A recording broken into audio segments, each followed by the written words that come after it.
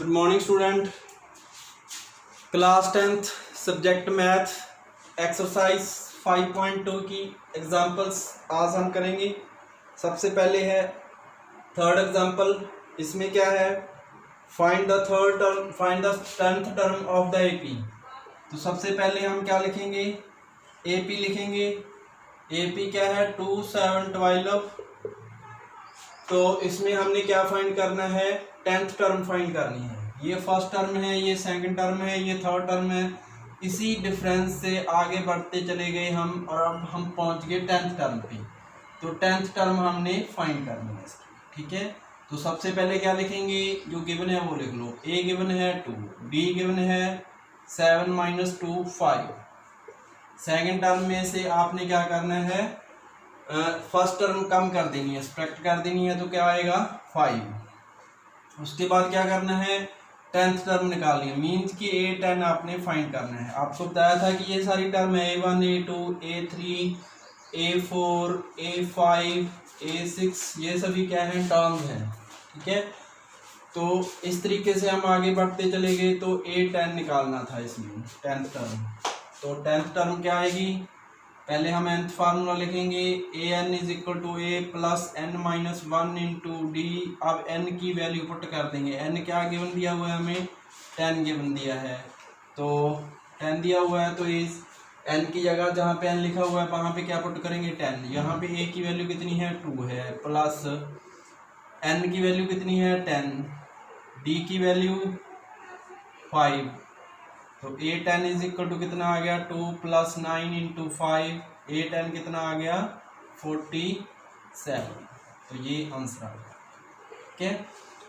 तो A10 = कितना आ गया, 47। तो इस तरीके से हम जब हम आगे बढ़ते चले गए 5 के डिफरेंस से जो 10th टर्म होगी वो कौन सी होगी, 47 होगी। तो ये था आपका थर्ड सम। अब करते हैं हम फोर्थ इसका। तो सबसे पहले क्या गिवन है हमें, वो लिख लेंगे। इसमें क्या है, which term of the AP is -81। जिसमें ये लिखा आ जाए कि which term of the series, how many terms of the series. उसमें आपने क्या करना है, उसमें आपने n की वैल्यू निकालनी है, ठीक है। n की वैल्यू निकालनी है उसमें, ठीक है। तो हमने ये बताना है कि which term of the AP 21 18 15 is -81। तो इसमें ये बताना है कि इस डिफरेंस से हम सब्ट्रैक्ट करते चले गए नेक्स्ट टर्म और हम -81 पे पहुंच गए। हमने ये बताना है कि -81 कौन सी टर्म होगी। जिसमें ये लिखा हो how many terms of the series, the how many terms of AP, कुछ भी लिखा हो तो उसमें आपने किसकी वैल्यू निकालनी है, n की वैल्यू निकालनी है, ठीक है। तो क्या है, 21 18 15 और लास्ट में लिख दिया इज -81, ठीक है। तो सबसे पहले हम क्या लिखेंगे, जो गिवन है हम वो लिख लेंगे। ये -81 क्या है, ये an की वैल्यू है। -81 क्या गिवन है हमें, ये an की वैल्यू है। क्योंकि हमने ये बताना है कि ये सबसे 21 18 15 इस डिफरेंस से आगे बढ़ते गए और -81 पे पहुंच गए। जब हम -81 पे पहुंचे तो वो जो -81 है वो कौन सी टर्म है ये बताना है। ये लिखा हुआ है which term of the AP, ठीक है। और यहाँ पे which term of the AP लिखा हो या हाउ मेनी टर्म्स लिखा हो तो उसमें आपने किसकी वैल्यू फाइंड करनी है, n की वैल्यू फाइंड करनी है, ठीक है। तो और क्या दिया है, a की वैल्यू दी है, b की वैल्यू दी है, जो दिया है वो लिख लो। उसके बाद जो फाइंड करना है उसमें फार्मूला वही लगेगा आपका, nth फार्मूला ऑफ एपी। तो A2 - A1 कितना आ गया, -3 आ। A2 18 है और A1 कितना है, 21 है। 18 - 21 -3, ठीक है। तो अब क्या करना है आपने, अब nth फार्मूला लिखो। nth फार्मूला क्या है, an = a + n - 1 × d। an की वैल्यू कितनी है, -81 है। a की वैल्यू कितनी है, 21 है। n की वैल्यू कितनी है, निकालनी है। d की वैल्यू कितनी है, -3 है। बस कर लो सॉल्व। -81 21 -3n। इस -3 को जब हम n से मल्टीप्लाई करेंगे, पहले आप प्लस माइनस को मल्टीप्लिकेशन करेंगे ये पॉजिटिव है ये नेगेटिव है, नेगेटिव हो जाएगा। फिर -3 को -1 से करेंगे मल्टीप्लिकेशन, तो ये माइनस माइनस किस में बदल जाएगा, प्लस में बदल जाएगा। अब कितना आएगा, -81 इज इक्वल टू 21 3 कितने हो गए 24 -3n, तो 24 की साइड चेंज कर देंगे तो ये किसका हो जाएगा, -24 इज इक्वल टू -3n, और ये कितने हो जाएंगे, माइनस के 4 1 5 8 2 10 105 माइनस के 3n कैंसिल हो जाएंगे, 105 इज इक्वल टू 3n, अब कितना आएगा 105/3। इसका मल्टीप्लिकेशन का रिलेशन है, मल्टीप्लिकेशन का रिलेशन है और इक्वल का साइन है, तो ये क्या हो जाएगा 3 डिवाइड हो जाएगा 105 से, ठीक है। तो ये कितना आ गया 3 9 इंटू 5 35 आ जाएगा। ये n की वैल्यू कितनी आ गई आपकी 35। तो इससे पता चल गया जब हम 21 से स्टार्ट होके -81 पर पहुंचेंगे, जो -81 है ये कौन सी टर्म होगी, 35th टर्म होगी, ठीक है। उसके बाद बताना है हमने इज एनी टर्म जीरो, क्या कोई ऐसी टर्म है जो जीरो हो सकती है, ठीक है। तो जीरो ऐसी टर्म है जो जीरो हो सकती है, तो उसमें आपने क्या बताना है, क्या लिखेंगे इसमें, यहाँ क्या लिखते हैं इसको, पहले क्या लिखा हुआ है इज एनी टर्म जीरो, क्या कोई इसमें से कोई टर्म जीरो हो सकती है, तो इसमें क्या है an की वैल्यू हमें जीरो गिवन है, तो zero is equal to a plus n minus 1 into d, zero is equal to a की वैल्यू कितनी है 21 प्लस n की वैल्यू कितनी है, n हमने निकालना पड़ेगा, d की वैल्यू कितनी है, d की वैल्यू -3 है, zero is equal to 21 -3n plus 3 हो गया, तो 3n की साइड चेंज कर देते हैं, तो 21 3 कितने हो जाएंगे 24, n इज इक्वल टू 8। तो हाँ इसमें जीरो हो सकती है, इसकी कोई ना कोई टर्म जीरो हो सकती है, और वो टर्म कौन सी है, वो 8th टर्म है। 8th टर्म इस वाली AP में जो है वो जीरो हो सकती है, ठीक है।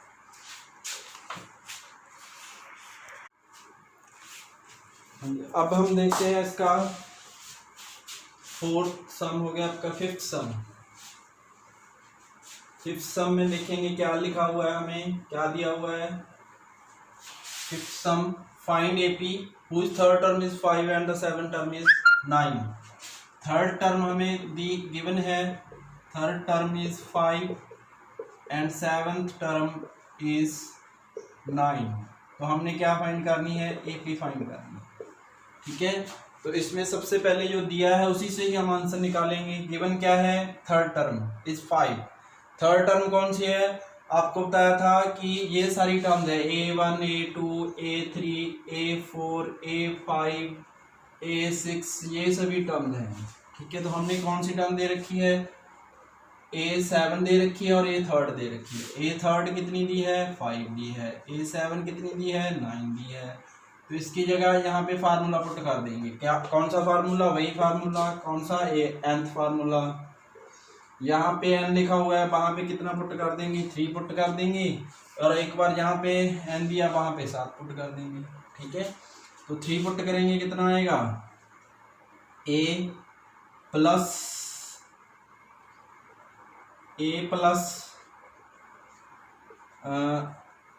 2d is equal to 5, n की जगह 3 पुट किया, 3 - 1 2 आ जाएगा, और A7 कितना हो जाएगा, a plus 6b is equal to 9।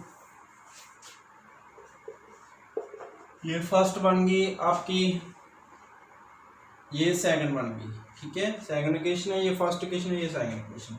आप लिख दो इसमें सब्ट्रैक्ट सेकंड फ्रॉम 1 या 1 फ्रॉम सेकंड, तो a plus 2d is equal to 5 है, a plus 6b is equal to 9 है, सब्ट्रैक्ट करेंगे तो ये माइनस हो जाएगा, माइनस के 4d इज इक्वल टू कितने आएंगे, माइनस के 4 आ जाएंगे, तो d की वैल्यू कितनी आएगी 4/4 इक्वल टू 1, तो d की वैल्यू कितनी आ गई, d की वैल्यू कितनी आ गई इसमें 1 आ गई, ठीक है।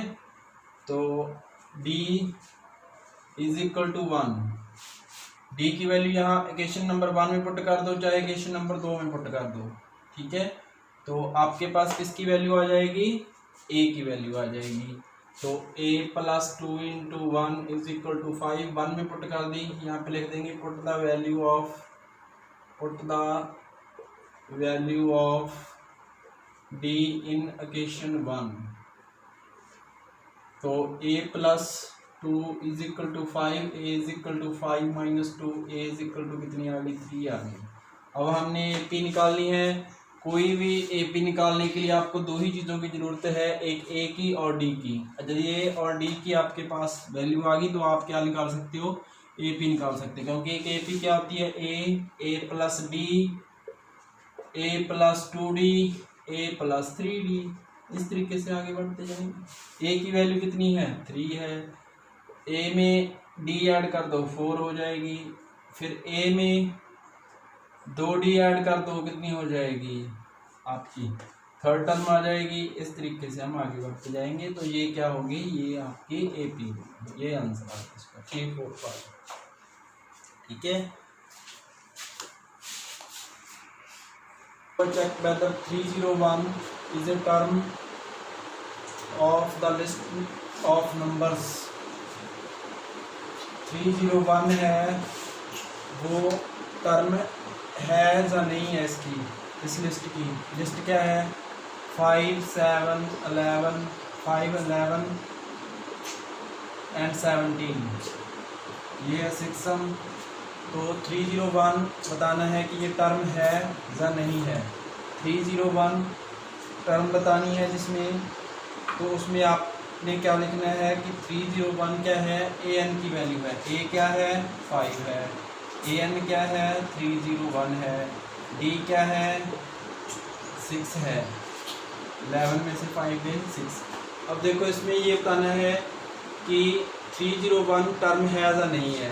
301 टर्म कब होगी, आपने क्या करना है, n की वैल्यू निकालनी है, अकेले n की। यदि n की वैल्यू आपकी पॉइंट में नहीं आती तो आपका जो आंसर है वो क्या होगा, 301 इसकी टर्म होगी, अदरवाइज 301 है वो इसकी टर्म नहीं होगी। यदि n की वैल्यू क्या आनी चाहिए, पॉजिटिव आनी चाहिए, एक तो नेगेटिव नहीं आनी चाहिए n की वैल्यू, और एक जीरो नहीं आनी चाहिए, अपने हाँ जीरो नहीं आनी चाहिए, एक नेगेटिव नहीं आनी चाहिए, और एक पॉइंट में नहीं आनी चाहिए, ठीक है। तो यदि वो पॉजिटिव आएगी तो ही 301 इसकी टर्म होगी, अदरवाइज 301 टर्म इसकी नहीं होगी, ठीक है। तो पहले क्या करेंगे, हम फार्मूला लिखेंगे, an is equal to a plus n minus 1 into d. an की वैल्यू कितनी है, 301 है, a की वैल्यू 5 है, n की वैल्यू निकालनी है, d की वैल्यू 6 है। 301 is equal to 5 plus 6n minus 6, 301 is equal to minus के 1 प्लस 6n, 30 इधर आगे प्लस का हो जाएगा, इज इक्वल टू 6n। तो 6n n is equal to कितना आ गया, 302.6। तो ये 10151/3 आ गया, ये कैंसिल नहीं होता, तो n की वैल्यू कितनी आएगी, 151.3। तो ये जो n होता है ये क्या होता है, नंबर ऑफ टर्म्स, ठीक है। कि एक AP में कितनी टर्म्स हैं, तो एक AP में ये तो टर्म हम बोल ही नहीं सकते कि 5.3 टर्म है, या 3.4 टर्म है, या 16.7 टर्म है, या माइनस में कह सकते हैं कि टर्म इसकी माइनस की 3 टर्म्स हैं इसमें, या माइनस के 5। ये हमें AP में कितनी टर्म्स हैं, तो एक AP में ये तो टर्म हम बोल ही नहीं सकते कि 5.3 टर्म है, या 3.4 टर्म है, या 16.7 टर्म है, या माइनस में कह सकते हैं कि टर्म इसकी माइनस की 3 टर्म्स हैं इसमें, या माइनस के 5। ये हमेशा पॉजिटिव होता है, इसीलिए ये क्या आ गया, पॉइंट में आ गया, डेसिमल में आ गया। इसीलिए ये जो आपका 301 है, this is not any term of this list, ये इस लिस्ट की टर्म नहीं है 301, ठीक है। जब इस तरीके से आपको सम आता है, आपने 301 को क्या लेना है, an लेना है, और ये जो फर्स्ट लिस्ट पे फर्स्ट नंबर पे उसको a लेना है, d आप निकाल सकते हो, ठीक है। तो d निकालने के बाद आपने इस nth फार्मूले में इसकी वैल्यू पुट करनी है। n की वैल्यू देखनी है आपने क्या आएगी। n की वैल्यू क्या आनी चाहिए, पॉजिटिव आनी चाहिए। n की वैल्यू नेगेटिव नहीं आनी चाहिए। यदि पॉजिटिव आती है तो आपका ये वाली जो नंबर है वो इसका इस लिस्ट का टर्म होगी, यदि अदरवाइज इस लिस्ट की टर्म नहीं होगी यदि n की वैल्यू नेगेटिव आती है या डेसिमल में आती है। ठीक है, अब देखो इसका 7th term, how many 2 digit number divisible are numbers are divisible by 3, divisible by 3, 3 से जो डिवाइड होने वाले हाउ मैनी 2 डिजिट नंबर कितने होंगे। मीन्स कि हमने क्या निकालना है, n की वैल्यू निकालनी है। जिसमें हाउ मैनी का हमने लिखा हो तो उसमें आपने क्या निकालना है, क्या निकालना है, उसमें n की वैल्यू निकालनी है। तो आप 2 डिजिट नंबर कौन से होते हैं, 2 डिजिट नंबर कहाँ से स्टार्ट होते हैं, 10 से स्टार्ट होते हैं। कहाँ तक जाते हैं, 99 तक जाते हैं। तो फर्स्ट नंबर कौन सा आएगा 2 डिजिट में जो 3 से डिवाइड होता है, 12 आएगा, फिर 15 आएगा, फिर 18 आएगा और लास्ट में क्या आएगा, लास्ट में आएगा आपका 99। ठीक है, तो अब इसमें क्या बताना है हमने, how many 2 digit number, means कि हमने n की वैल्यू निकाली कि 12 से स्टार्ट होके हम 99 तक गए, यहाँ तक हमने कितनी टर्म्स आएंगी आपकी। ठीक है, तो ये फर्स्ट 1 2 3 4 टर्म तो हमें दिख ही रही है, लेकिन इनके बीच में भी बहुत सी टर्म्स आएंगी जो 3 से डिवाइड होंगी। तो ऐसी कौन सी, ऐसी कितनी टर्म्स हैं कि हम 12 से लेके 3 से सभी डिवाइड होके 99 तक पहुँच जाएंगे। तो 99 कहाँ से आया, क्योंकि आपका 99 नंबर है वो 3 से डिवाइड होता है 99। ठीक है, यदि 99 डिवाइड नहीं होता तो 98 चेक करते, फिर 97। इसका मीनिंग क्या है, 99 क्या है, लास्ट टर्म है। an is equal to 99। पहले गिवन लिख लो, क्या क्या गिवन है, an 99 गिवन है, a की वैल्यू 12 है, b की वैल्यू कितना थे, फिर 97। इसका मीनिंग क्या है, 99 क्या है, लास्ट टर्म है। an is equal to 99। पहले गिवन लिख लो, क्या क्या गिवन है, an 99 गिवन है, a की वैल्यू 12 है, d की वैल्यू कितनी है, 3 है। तो वैल्यू पुट कर दो, आंसर आ जाएगा। फार्मूला वही a की फार्मूला है, formula a plus n minus 1 into d. an की वैल्यू कितनी है, 99 है, a की वैल्यू कितनी है, 12 है, n की वैल्यू का क्या करना है, इसमें निकालना है n की वैल्यू। ठीक है, n माइनस 1, d की वैल्यू क्या है, 3 है। 99 is equal to 12 plus 3n, minus के कितने आ जाएंगे, 3 आ जाएंगे। 12 और माइनस 3 कितने रह जाएंगे, 9 रह जाएंगे। 9 इधर आके माइनस के हो जाएंगे। ठीक है, तो 99 इज इक्वल टू 12 में से 3 के कितने रह जाएंगे, 9 प्लस 3n। तो कितना आएगा अब इसका, 99 माइनस के 9 इज इक्वल टू 3n। तो 90 इज इक्वल टू 3n, तो n इज इक्वल टू कितना आ जाएगा, 30 आ जाएगा। तो n की वैल्यू कितनी आ गई, 30 आ गई। तो टोटल टर्म्स इसमें बतानी थी हमने कितनी है, तो टोटल टर्म्स इसमें कितनी है, 30 टर्म्स है। यदि हम 12 से स्टार्ट हो गए और 3 के डिफरेंस से आगे बढ़ते चले गए और 99 तक पहुंच गए तो कितनी टर्म्स होगी, यहाँ तक 30 टर्म्स होंगी। ठीक है, तो ये था आपका 7th रिजल्ट। ठीक है।